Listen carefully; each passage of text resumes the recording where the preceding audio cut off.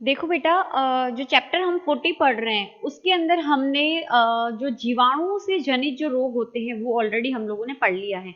यानी जीवाणुओं की वजह से जो संक्रामक रोग होते हैं, है ना, यानी जीवाणु हमारे शरीर में प्रवेश करेगा, हमें रोगग्रस्त करेगा, और हम अगर किसी अन्य व्यक्ति के संपर्क में आएंगे तो हम उसे भी क्या करेंगे, वो जीवाणु दे देंगे और वो भी उस रोग से क्या हो जाएगा, ग्रसित हो जाएगा, है ना।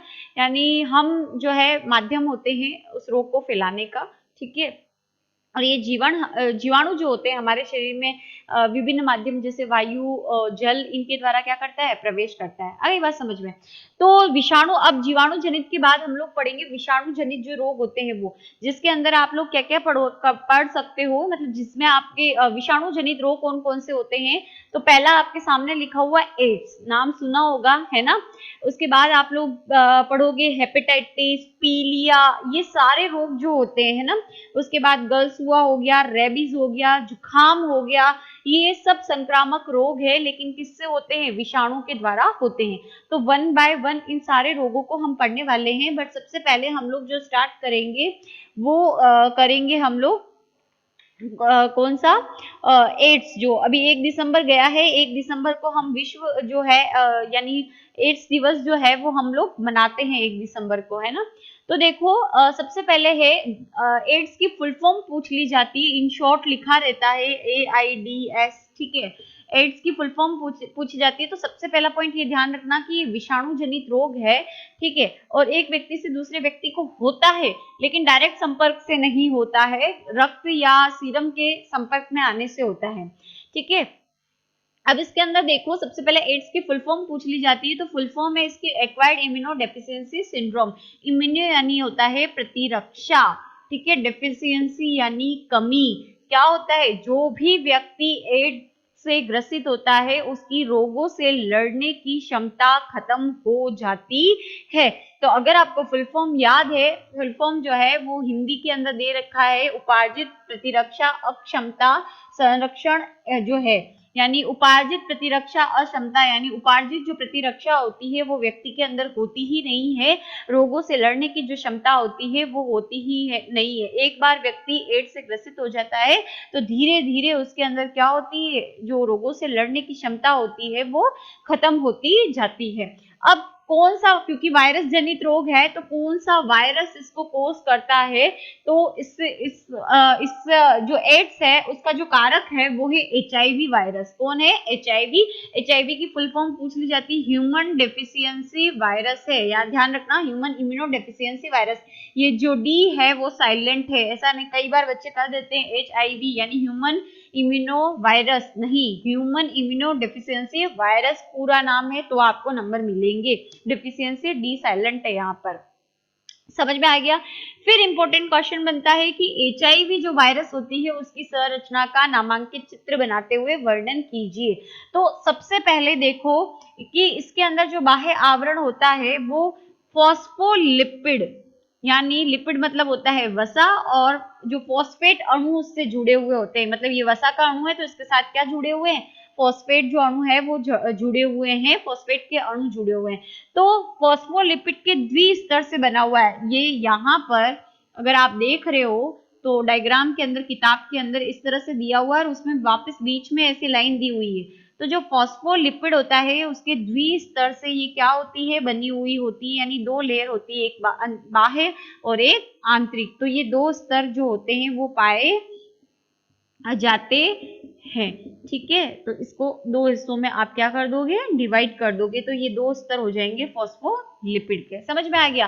तो फॉस्फोलिपिड के 2 स्तर जो होते हैं वो पाए जाते हैं। फिर इनमें क्या पाई जाती है, प्रोटीन पाई जाती है। कौन सी प्रोटीन होती है, मतलब जो ग्लाइकोप्रोटीन होती है वो इसमें धसी रहती है, 2 प्रकार की होती है, GP41 और GP120 के जो अणु होते हैं वो इन फॉस्फोलिपिड लेयर के अंदर, यानी जैसे ये फॉस्फोलिपिड की लेयर है तो इसके अंदर ये जो 2 तरीके के हमारे ग्लाइकोप्रोटीन है वो धसे रहते हैं। पहला है GP120 और GP41, ठीक है। तो आपके डायग्राम में इस तरह से आप देख रहे हो ये इस तरीके की संरचना, तो ये आपके क्या है, ग्लाइकोप्रोटीन्स हैं, समझ में आ गया। अब क्या आता है, नेक्स्ट आता है इसका जो सेंट्रल रीजन है, सेंट्रल रीजन में इसका अनुवांशिक पदार्थ जो होता है, आरएनए एक रज्जुकी होता है और डीएनए द्विरज्जुकी होता है। तो आरएनए जो होता है एक रज्जु की जो आरएनए होता है ना, एक रज्जु की आरएनए जो है वो इसके अंदर पाया जाता है और इस आरएनए के कितने अणु पाए जाते हैं, दो पाए जाते हैं, दो आरएनए पाए जाते हैं, एक ये और एक ये। तो ये दो आरएनए पाए जाते हैं और दोनों के साथ रिवर्स ट्रांसक्रिप्टेज एंजाइम अणु लगे रहते हैं। ये जो आप गोलाकार देख रहे हो ये क्या है, रिवर्स ट्रांसक्रिप्टेज एंजाइम है, जो बेटा क्या करता है, आरएनए से क्या बनाता है, डीएनए बनाने में मदद करता है। ठीक है, तो रिवर्स ट्रांसक्रिप्टेज एंजाइम के दो अणु होते हैं और आरएनए जो होते हैं, यानी एक रज्जु की आरएनए पाए जाते हैं। फिर इस जो आरएनए है, अनुवांशिक पदार्थ है, उसके बाहर प्रोटीन के बने हुए दो आवरण होते हैं। पहला प्रोटीन जो होता है वो आंतरिक होता है और वो जिस प्रोटीन से बना होता है वो P24 है। एक पास में अगर आप डायग्राम में देख रहे हो तो इस तरीके का आवरण है, वो कौन सा है, P24 है। ठीक है, और इसके बाहर यानी ये यहाँ ये इसके बाहर ये जो आवरण आप देख रहे हो ना, ये वाला, ठीक है, ये भी प्रोटीन का बना होता है और ये कौन से, P17 प्रोटीन का बना हुआ है। तो ये P17 प्रोटीन का आवरण बना हुआ है। तो ये हमारी क्या है, HIV अणु की संरचना है। आई होप कि समझ में आ गई होगी। इसके बाद आता है नेक्स्ट जो है कि क्यों होता है एड्स, जो है वो व्यक्तियों को क्यों होता है, क्या कारण हो सकते हैं, है ना। तो जो एड्स है, एड्स होने के एड्स विषाणु निम्नलिखित विधियों के द्वारा एक रोगी से दूसरे रोगी को क्या करता है, ट्रांसफर होता है। अब देखो जो है बेटा HIV जो विषाणु है उसके दो प्रकार है। ठीक है, HIV के दो प्रभेद हैं, हम ये कह सकते हैं। कौन कौन से प्रभेद है, देखो, एक तो है HIV1, ठीक है, और एक है HIV2। HIV1 के कारण हमें एड्स होता है, अभी बात समझ में, ये माना जाता है। अब आता है इस HIV वायरस को फैलने, यानी किस किस तरीके से ये फैलता है, कैसे एक व्यक्ति से दूसरे व्यक्ति को HIV जो है वो होता है। तो इसके फैलने के जो कारण है वो हमें पूछ लिए जाते हैं। विषाणु रोगी संवाहक रक्त या यौन द्रव्य के द्वारा होता है, यानी HIV वायरस जो है वो मेनली एक व्यक्ति से दूसरे व्यक्ति में जो है रक्त के माध्यम से या फिर यौन द्रव्य यानी शारीरिक संबंध बनाते समय मादा या जो नर से जो द्रव्य निकलते हैं शारीरिक संबंध बनाते समय, उन द्रव्यों के माध्यम से क्या होता है, एड्स होता है। ठीक है, तो ये मेन रीजन माना जाता है। इनके माध्यम से जो HIV है, वायरस है, वो एक व्यक्ति से दूसरे व्यक्ति को फैलता है।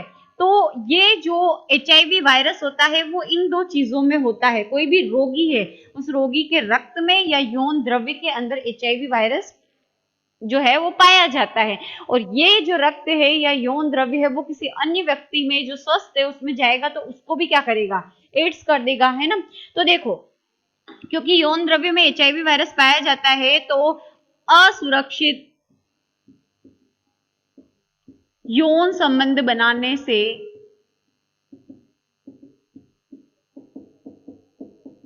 क्या होता है, एड्स होता है। ठीक है, यानी क्या किया जाता है, आपको पता है एक एड आता है, कॉन्डोम का एड आता है, वो क्यों आता है, क्योंकि जो कॉन्डोम है वो नरों के द्वारा क्या किया जाता है, शिश्न में पहना जाता है। उससे क्या होता है, नरों के शरीर से जो वीर्य निकल रहा है जिसमें शुक्राणु उपस्थित होते हैं, उस शुक्राणु के साथ HIV वायरस भी जो है वो क्या करेगा, मादा के शरीर में पहुंच जाएगा। आ रही बात समझ में। तो ये जो शिश्न वाले भाग में अगर कंडोम पहन लिया जाता है तो वीर्य मादा के शरीर में जाएगा ही नहीं, है ना, तो उसको एड्स होगा ही नहीं, है ना। तो अगर मान लो असुरक्षित यौन संबंध बनाए जाते हैं, मतलब बिना कॉन्डोम के यौन संबंध बनाए जाते हैं, तो लोगों को क्या हो जाता है, एड्स हो जाता है। किसके माध्यम से, यौन द्रव्य के माध्यम से, जो कि है वीर्य, जो कि नर से मादा में पहुंच जाता है। उसके बाद ये रोगी या संवाहक व्यक्ति के रुधिराधान से यानी संक्रमित रक्त के माध्यम से भी क्या होता है, एड्स होता है। संक्रमित रक्त के कारण एड्स होता है। फिर उत्तक और अंगों के दान, किसी रोगी जो है के जो कोई रोगी व्यक्ति है उसके अंग का प्रत्यारोपण, यदि मतलब जैसे मैं रोगी हूँ एड्स की और मैंने अपना जो कोई भी पार्ट है वो किसी अन्य को दे दिया तो उससे भी क्या हो जाएगा, एड्स। ठीक है, तो संक्रमित अंगों के प्रत्यारोपण से भी क्या होता है, एड्स होता है। आगे बात समझ में। फिर उसके बाद नेक्स्ट रीजन है नशीली औषधियों के इंजेक्शन। अब आप लोग देखते हो कि जो बच्चे हैं या आजकल की युवा पीढ़ी है वो क्या करती है, ड्रग की बहुत एडिक्ट होती है, ठीक है। जो मतलब जिन्हें ड्रग्स लेना काफी पसंद होता है, तो वो क्या करते हैं, जो मतलब काफी जो रसूख परिवार के जो बच्चे होते हैं वो इस तरीके की चीजें करते हैं, क्योंकि ड्रग्स काफी महंगी आती है। तो वो क्या करते हैं, नशीले पदार्थ, उड़ता पंजाब देख लेना, नहीं देखी हो तो मूवी, उसके अंदर बताया हुआ है ना।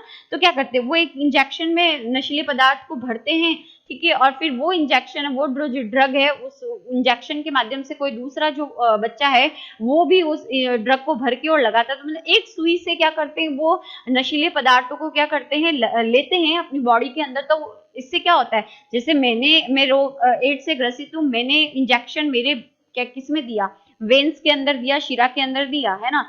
तो क्या होगा, वो रक्त जो है उसकी सिरिंज के आगे यानी सुई के आगे सिरे पे तो लगेगा। अब वही सुई जो है वो किसी और ने लगाई, तो वो रक्त क्या हो गया, उसके अंदर गया कि नहीं गया।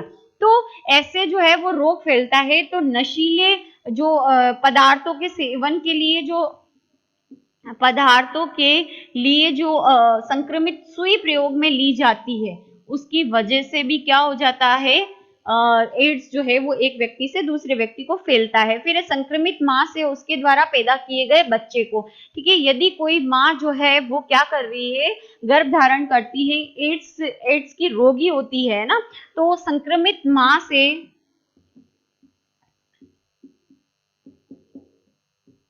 उसके गर्भ में पल रहे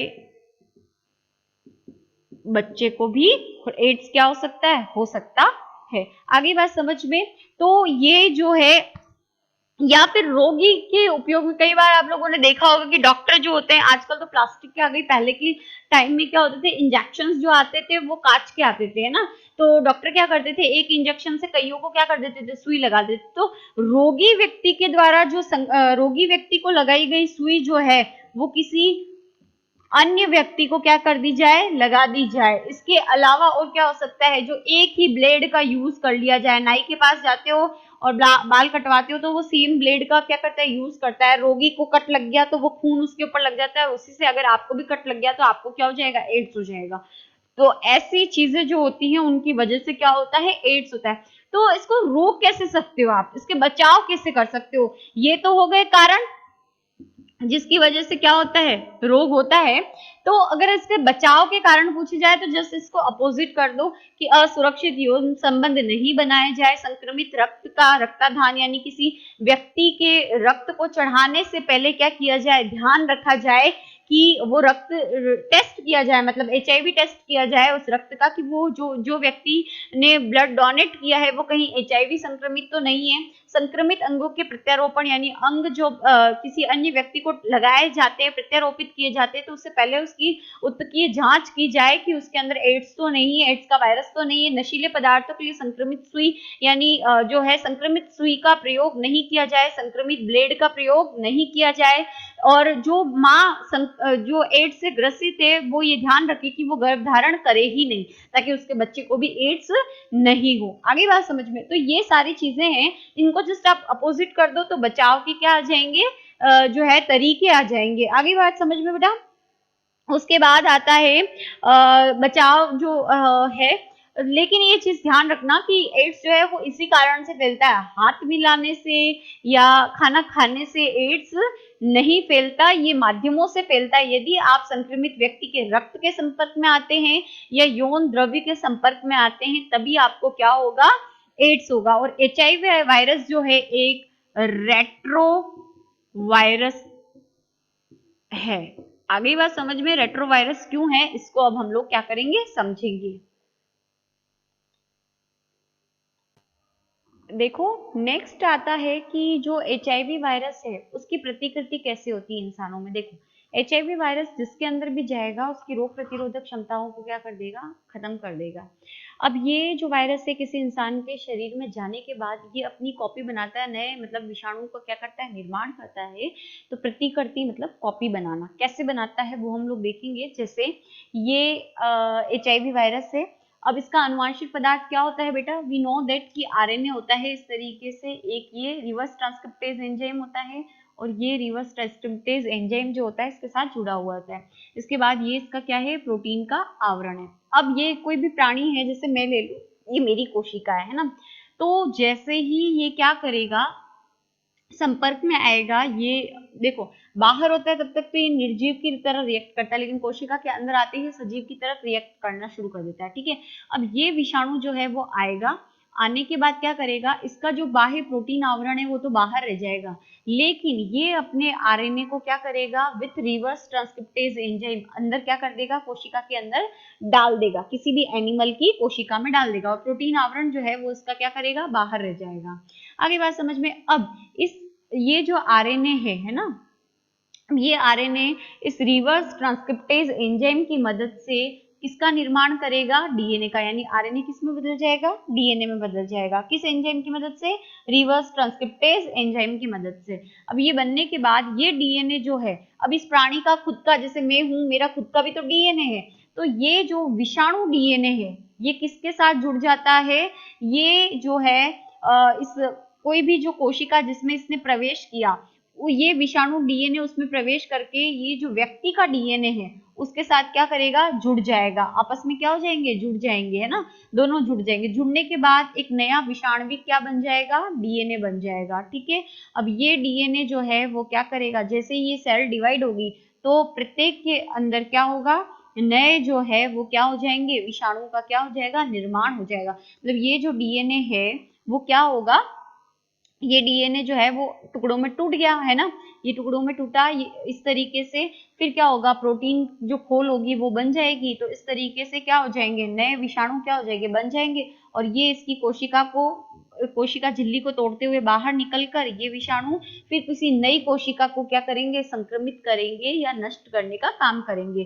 तो ये क्वेश्चन सीधा सीधा आ जाता है कि वायरस की प्रतिकृति को समझाइए, चित्र सहित, चित्र आपके डायग्राम में दिया हुआ है, तो करना कुछ नहीं है, विषाणु आरएनए है, ये चित्र बनाना है, विषाणु का प्रोटीन का खोल बाहर रह गया, विषाणु जो है उसने अपना आरएनए रिवर्स जो ट्रांसक्रिप्टेज एंजाइम है उसके युक्त है, और उसको जीवाणु की कोशिका, कोई भी जो जीव है उसकी कोशिका में डाल दिया। डालने के बाद रिवर्स ट्रांसक्रिप्टेज एंजाइम की मदद से ये आरएनए क्या बना लेगा, डीएनए। ये डीएनए जो है उस प्राणी के खुद के डीएनए के साथ क्या हो जाएंगे, जुड़ जाएंगे, नया विषाणुविक डीएनए बन जाएगा। अब ये डीएनए जो बनेगा उससे क्या होगा, जो नए विषाणु है उनकी उत्पत्ति होगी, यहाँ पर प्रोटीन की खोल है वो बन जाएंगे और कई विषाणु जो है वो बन जाएंगे, और ये विषाणु इस कोशिका से बाहर निकलकर क्या करेंगे, नए जो कोशिका है उनको संक्रमित करेंगे। उसके बाद आता है कि एड्स का निदान क्या है। निदान करने का मतलब बेटा इसको खत्म कैसे किया जा सकता है वो नहीं, निदान का मतलब है कि कौन से टेस्ट होते हैं, टेस्ट के माध्यम से हम पता लगाते हैं। जैसे कि अब लोग, आपको ग्रुप पता करना हो तो ब्लड ग्रुप के लिए टेस्ट होता है ना, आपके